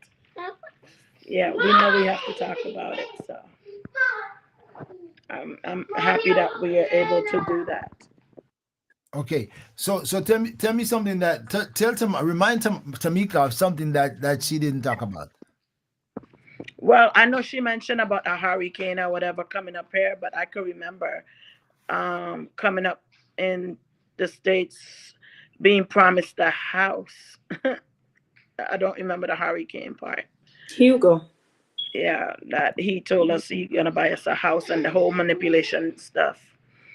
Where his intentions were for us to put our name in a house for him. A plan that we didn't know until we found out later on. Because, like I said, we are very naive. We are very naive. So, like I said, these two young girls, give me a come. These two young girls, just with this big heart. We know we didn't want to be evil. We know we didn't want to be anything like him. So we always just been naive with people. Let people allow people to use us even when we know we're being used and stuff like that. Just because to portray niceness. And we just, even though we could have put him in jail, we just never thought of doing so. And I asked him before how he got that check deposited, and he told me he had his stepdaughter, pretend she was us. So I don't know if he also stole an ID, pretend she was us to get the check third party into his account, or whoever account it went into. So that's how it went into the account. So yeah, That is but interesting. yeah, there was so much happened that I just, like I said, I pushed it on the rug. So it's just to hear some of it, it's like, it brings tears to my eye that I really went through this stuff and still could be a kind person and still just try to live life, because it did affect. I think it affected a lot of my relationships because I never got really help for it. Mm-hmm. Even in my marriages, my marriages and stuff, I really think it affected that relationship, especially because I did portray sometimes a lot of anger.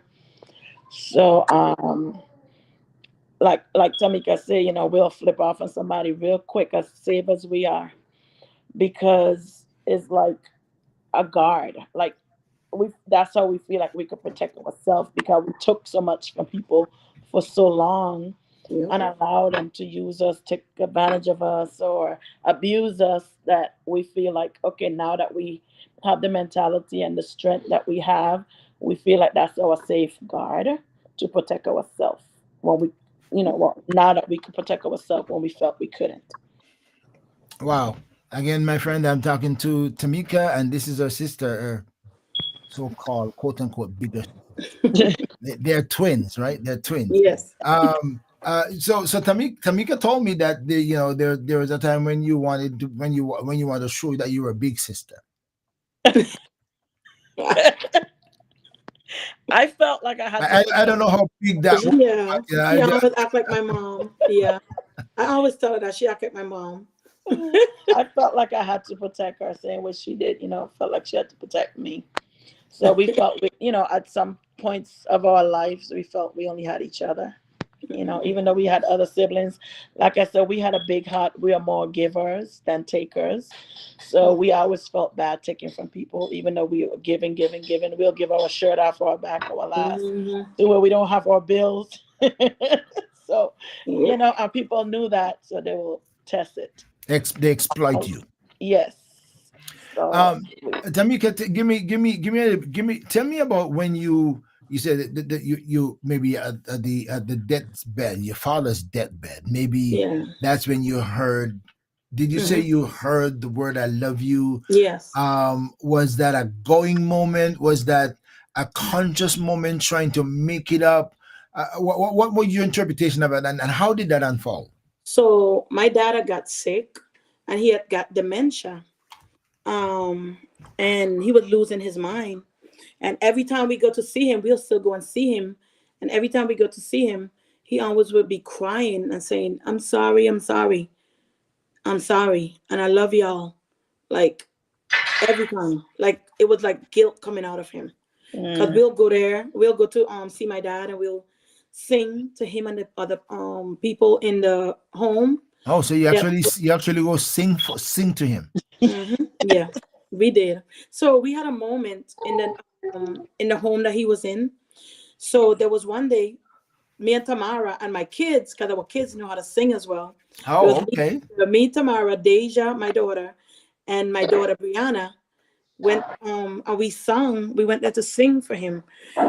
Some people tell us we have an anointing in our voice. Some people tell So us. so we went in there to sing. So when we started to sing, the people in there, they something was wrong with their mind as well. I guess some of them also had dementia. So there was like cussing us out. Stop it! No, like it was just a big, like a crazy scene. Like we had it recorded and everything. So you Like came in no, so that was like a demonic force coming into yes, a situation. yes. So there was like, no, get out of here, no, stop it. And later on, we kept singing, and we like singing and just brought the Holy Spirit, and we started to pray. We start singing more, just kept singing. Then all of a sudden, it was just this calm in the room, a whole calm, like a calming presence. Nobody, like everybody was crying, like bawling their eyes out, Jesus. And they went from like chasing us because of Jesus to calling his name because we did not stop. So there was another lady that came in there, and she was Muslim. I think that she was Muslim. She had the thing on her head about Muslim Mhm. wear. So her daughter actually came in there after we got them to the calm, and she was like, "What did y'all do to my mother? Why is she calling on Jesus?" My, her mom do not call on Jesus, but they were so upset at us Wow. because yeah. So like when we finished, this lady was calling on Jesus. So they blame you for bringing Jesus in the room and then get their mom crying to Jesus. Yes, Wow. it was Wow. crazy. Well, So that's a testimony of the knee yes, shall bow, that their tongue will confess that Jesus Christ is Lord, because yeah, because because Jesus goes beyond religion.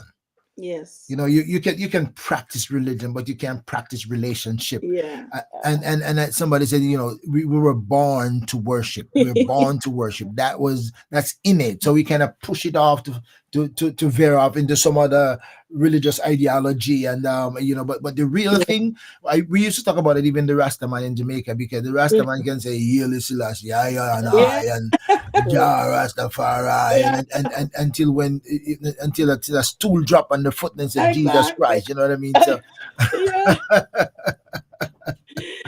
that is so true. Yeah. So yeah, wow, yeah, we wow, always going to come. My dad did like to hear us sing, and that would make him happy because we wanted him to change his life before he died. Because he would tell us himself, he said, "Y'all dad was an evil man," and I said, "Why? Like, why was you like that? Like, it's not too late to change." And he was like, "No, like you could tell he just did so much wrong." And in his dying bed is when he like realized, like, "Whoa, what have I done?" wow. And we keep trying to tell him, Dad, just don't worry about what you done. Just confess. Just give your life to God while you're on this diet, while you're here. And he would not do it. He would not do it. I don't know if he ever did it. So you still didn't do that to your awareness. Not to my awareness. No. But Wow. he still, not that yeah, he might have, I don't know. Because I know we had got a prophecy before someone said that my dad will give his life to God on his dying bed. So I Hmm. don't know if that ever happened because our last time going to see my dad, my sister, his daughter, came up to see him. So I took my kids to see him. Tamara took her kids, and my sister came, and we all went with her to see him. And we walked into the home because they had switched home from my dad because the home he was in, we fought to get him out because there was burning my dad, there was abusing him in there Hmm. and things like that. So we kind of fought to get him out of there. And so we went to the other home to go visit him, and we all walked in, and there was my big sister was talking to my dad, and I was like, I'm standing there by the door looking, and I'm like, I'm seeing her talking. I said, I was stunned, so I couldn't get the words up my mouth. I'm like, and I'm looking, and she was like, they kept talking. I was like, don't y'all think something weird? I say, he looks dead. So they were like, dead. They said, can't be. So I was like, I say, he's dead. And she's still there, daddy, daddy. And I was like, he's dead. Oh wow. Because I looked in his eyes and they were pitch black. He was already cold. Uh oh. And my kids saw that. We saw that. Uh The oh. people in the nursing home didn't even know. They didn't even know he was dead. We found him. Our So, rigor mortis already are kicked in. So how oh long was? really? Yeah. Yeah. Really? Yep. Yep. So when you went there with your family, he was dead when you got there. Mm-hmm. So my Wow. kids saw that and everything. Saw So that guy. they didn't get a chance to see him alive. Nope. No. Oh And wow. then the other home that he was in that they were abusing him, we had pictures and everything, and we tried to take them to the court, and they covered everything up. Them and the hospital covered Mm-hmm. Wow. everything. Yeah, up. Wow. So the judge wouldn't even listen to me. She like, go get a lawyer. So I got try to go get a lawyer, and the lawyer was like, in that kind of they say even the lawyers here wouldn't win. They said they are good. So he was like, it's not even a fight to even fight. Mm. Yeah. So Wow. we Wow. just had to take what watch our dad suffer. Wow. Yep. And then the only thing I could think in my mind is, is God, doing it to, he have to, when you do evil, you have to pay for it. Yeah. And So that hurt me the most yeah. because I felt like my dad was suffering because of what he did, Yeah. stuff he did. And I we don't know felt that, helpless. but that's how I felt inside. Yeah. Like I felt helpless. Like I felt like there's nothing we could do. He is Yeah. reaping what he sowed, and So, that's how I felt. Not in a bad way, because I love, like I said, I love my dad. I still love him regardless of what he like, did to us. That But is that it, is it so was it was sad. still hurtful because I wouldn't want to see that happen to nobody. What he went Wow. through. Yeah. So it was, I'm so sorry to hear of your experiences, the long journey, the battles you had to fight, and the circumstances you've been through, the unfortunate situation of how your dad handled your guys' life yeah, until I don't have answers to that. I can't figure it out.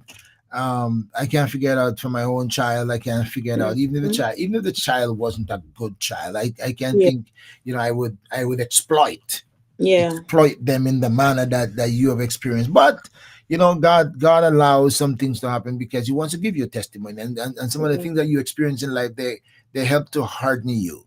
It's like yeah, being on the battlefield makes you a more skillful, hardened soldier. We develop the abilities to fight even better. So yeah. yeah, those experiences, and I'm glad you went there, and get some time to talk to communicate with your dad before he passed away.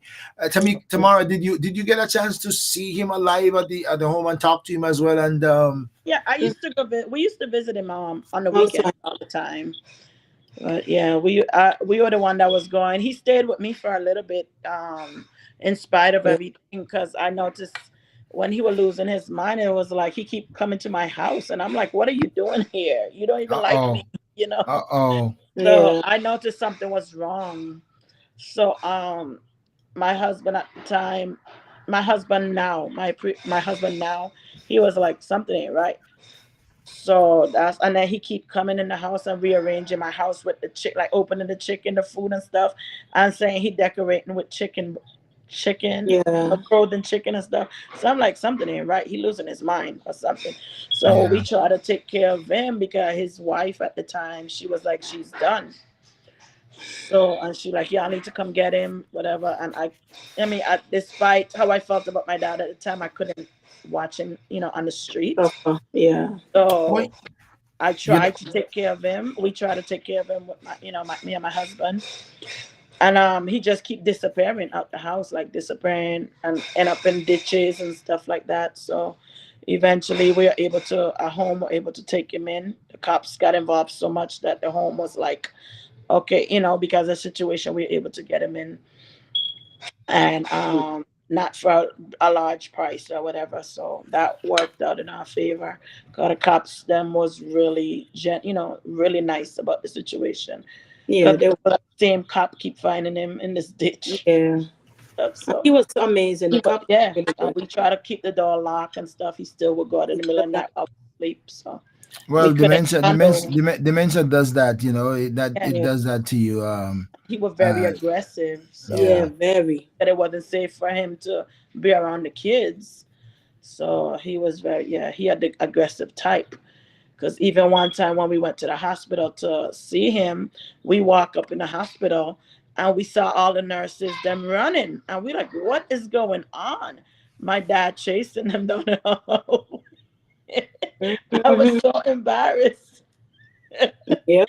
Because as we were leaving, they were all looking at us like it was us chasing Yeah, them. we had to calm him down. Like, if I don't know, yeah, he was just chasing everybody, and they were Wow. screaming, running, and Screaming. it It was was like chaos in the hospital. And we like, what chaotic. is going on? Wait, you know what? Sometimes, and I'm not, labeling that, but sometimes Mm. in these last moments of your life, who you really were Mhm. sometimes come out Oh yeah. in the Yeah. same manner because Hmm. it's where your psyche is, Yeah. unfortunately. But I do hope that he got a chance to ask the Lord for forgiveness, and Me. no one knows. That's the only part that no one can judge. Nobody knows what Exactly. what what communication one has with God in his spirit, in our spirit, before they depart this life. Yeah. Only God knows that. So Yeah. we're glad that you guys were able to go there and sing for him, and I hope that Yeah. that he heard his daughters sing, I and think he did. I I hope the think. conscience, I hope the conscience impacted him and said, Yeah. "These are He my cried every time. daughters." He cried every time we sang for him. Well, that's good. That's Yeah. good. So That's good. Yep. eventually, at first, it didn't work because it took a lot of prayer.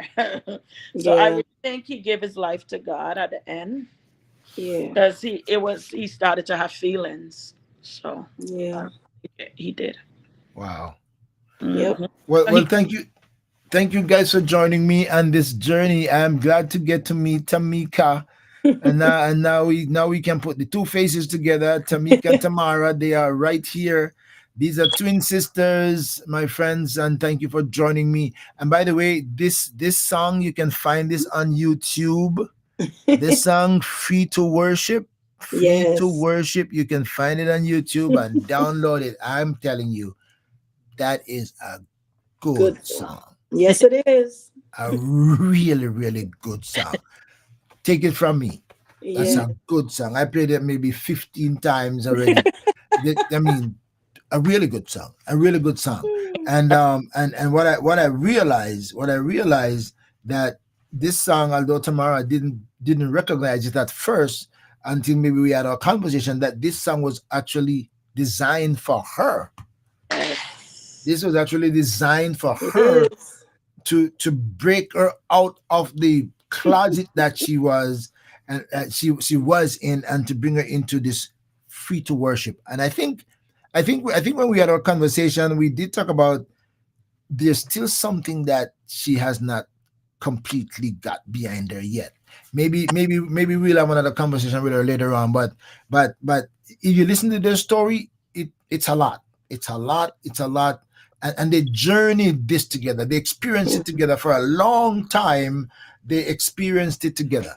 And And and and and and uh, and here they are now, by the grace of God, still talking about it, looking back. But I'm giving God thanks that they were able to use their ministry to minister to their father in the nursing home, and was able to expand that to others. And as you have heard, even a Muslim started to call on the name of Jesus. That's what the power of redemption can do. Amen. Amen. Amen. Thank you, girl, ladies. I was gonna say girl, but thank you, ladies, for joining me on this Let's Talk with the Doc. I'm just delighted to have you, my friends. Thank Make you. sure you subscribe to my YouTube channel. Follow me on Facebook, on TikTok. We are TikToking as well. Hopefully, I'll get to go live on TikTok one of these days. I mean, Hmm. in this platform to put all of my live. I go live on TikTok, but I'm talking about, get it all like I'm streaming on TikTok right here, like I do now. So all of the platforms could be linked into one. I'm still hoping for that. But I'm just delighted that you have joined us. Anything like that I didn't ask you, Tamika, that you want to share? Anything that I didn't ask? Mm, not really. I mean, maybe just about my mom. I mean, yeah. I know I talked about her already when she. No, that's it. Nothing else. Just yeah. Okay, so what's So what's yeah. what's what's your last word? What's your last word? What would you say? What would you say? What's your last word? Your wrap up word. um. Anything you meant? Like anything with me or about? And just general, just talking Oh, to an audience. oh, okay. My last word is I just right now I just want the everybody to find God. I just want to if we all could just grab at least one teen and mentor them and guide them to God, if we could do so, because there's a lot going on in this world right now, and a lot of teens is dying. A lot of the younger folks, and those will be the older generations, the generation to come. And I just feel like we need to go back into like how we was in the older days, where we had like the older people grab onto us, teaching us how to live life with God. I think we all need to, if we know the Lord, we need to at least grab somebody that we're seeing, like a teen or somewhat a younger person that we see like don't know the Lord, and at least give them some kind of wisdom when it comes to God. I Because yeah, go ahead, go ahead. because there's a lot, like it's sad what's going on today. It's hurtful, and Wow. it bothers me a lot. I like what Rudolph Thomas. That's Who my is it? cousin. That's your cousin. Okay, Yes. I like what Rudolph says here, and I'm gonna put it up again. He said God gives his toughest battles to his strongest soldiers. I Mhm. love that. I love that. That's a Yeah, great thought. It's a great I thought. agree. Is that an original thought, Thomas? Maybe I'll put that in my book of thoughts. I Maybe I'll love. put in my power of thoughts. Maybe I'll put that in my power of thoughts. Maybe I add your name to it. I add Rudolph Thomas into my book. So maybe Yeah. you'll go into my book because I love that thought. That is really good. Yes, I I do. don't know if it's your original thought or you found it somewhere before I give you the credit for it, but I really like that. I really like that thought. Yeah. That's a really good one. Tamara, even though you weren't scheduled to be on, what's your last word? What's your last word to your sister on my life program? I would just say stay encouraged, be strong, like we always been. This Yeah.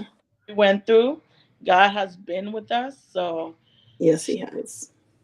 I don't know where I would have been if I wasn't a believer. Yeah. Yeah. So life, I mean, he made life so great, and I could only give him the glory. So that he renewed my mind. So and Yes. you, Dr. Orwell, for interviewing us. Thank you so much. My You did. pleasure. My pleasure to have you. You know what though, Dr. Orville? I told Tamara, I was like, I said, I don't want to be interviewed. I'm nobody. She was like, I was like, I'm nobody.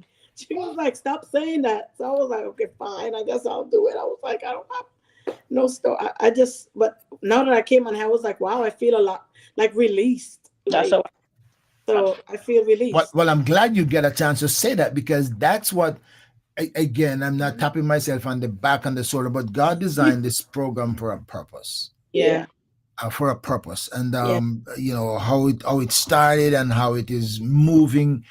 God is using this to bring hope and healing to a Yeah. lot of people, to bring relief. I've told Yeah. you, I've heard it from more than people. One person who joined me on the program said, "This is Yeah. like therapy. Yeah. It's like therapy for me. It brings me relief and freedom." And Yes. people tense and worried and scared to come on, and then they leave and say, "Wow, that Yeah. was kind of really cool." It was. I said a lot more than I thought I would have said. Yeah. And that's one of the reasons why I don't have an agenda. I don't do a script and say, why we tick this one off. I don't do that because then it becomes too scripted. Yeah. And people sometimes got to try to focus too much on what I want to hear. So I don't want to hear anything particularly, but I want to hear everything that you want to tell me. So Exactly. I'm glad you finally get to say that. yeah. I'm Yes. glad you finally get to say that. And our friend Stacy is hanging around somewhere, right? We, Yeah. we never get the Stacy story part of it. I think you guys met Oh, up in the church yeah. where you. Yes. Well, Tamika and I started to sing for little churches and stuff like that because we knew some people that knew we could sing. Then we end up meeting Stacy and two other friends, and we became a group, True Worshipers. It was. True Worshippers. That was So the group True Stacy and I Yeah. was Worshippers. the Yes. lead singers. Because Tamika was backing me up for a while because she was always scared to Yeah. sing, which I broke on the shell first because I was scared as well. But I know once I'm out there, I had to do it. So she was backing me up, so I would lead, and then she would join, and then we ended up meeting Stacy at our church, New Church of Faith, and then we just clicked for some reason, and we started going out. We told her about a gig that we had, Mhm. and she Yeah. came with us, and we all three started singing, and then eventually we ended up adding two other people, one that we knew and then one that Stacy brought. So we ended up calling ourselves True True And worship. we also Worshipers. got prophesied to. We also got prophesied to one of them, and someone told us, we gonna make me, Tamara, Stacy, well, that group, that we're gonna create a sound, that we're created to make a sound. He said the sound had not never been heard before, Hmm. but he said that we're gonna make a sound together. I Okay. don't know what that. Yeah, so we're singing. And I think we did at a Yeah, point for the smaller churches who needed us at the time. But we stopped getting the gigs because everybody was starting to ask for CDs, and you have a single or you have a album, or So so they wanted yeah, it something to kind of hold broke on there. to, yeah, and you didn't have Yeah, that. so they wanted people yeah, that have CDs and stuff like that. So Stacy eventually broke out and did her own yeah. thing. As you see, she's very successful in it. Yes, So amazing. uh, yeah, and then now I'm coming out with my single, and I'm, like I said, I'm planning to do So some now more. So somebody's gonna have to drag Tamika into it. yeah. Maybe you're gonna put a rope around her neck to drag her, literally to drag her into it, right? Yeah, So we've been So together for a Tamika, while. maybe now we make a public display of it. Maybe now you're gonna have to really step up and do something with that. Say yeah, get something. In Jamaica yeah, in Jamaica, when we were growing up and when they're doing recording, these guys yeah. they say no, we have this one on wax. We have Mm, this one on wax. That means it's yeah. recorded. Put it on wax. It's Mm, recorded. Go put it in an MP3 or MP4. MP3 yeah. or 4. Get it out there, and as a matter of fact, I'd love to hear you both sing together. I'd love to hear the duo. I'd love to hear the duo. Yeah. Maybe not right here, but you can maybe do a little duo audio clip, video clip. Put up the camera and you Yeah. do a little video clip with you both and send it. I'd love to play it. Okay. Okay. All right. So you're gonna stay there with me. You're gonna stay there with me, and we're gonna say goodbye to my friends, and we're gonna come right back. My friends, thank you for joining, and I hope that you stay blessed, stay inspired, stay encouraged. Make sure to follow me and subscribe, and let's build a community together. If you have a story and you want to share it, stories are inspirational. Stories change lives, not only the lives of the listeners, but stories change the lives of the tellers as well. And you heard it right here. I will see you again next time on another Let's Talk with the Doc. Until then, peace be with you, my friends. Stay right there, ladies. Well, thank you for checking in on ORB Ministries. I trust that you will share with your friends, subscribe, hit the bell for notification, and stay tuned, because you never know what's next or who will join the conversation.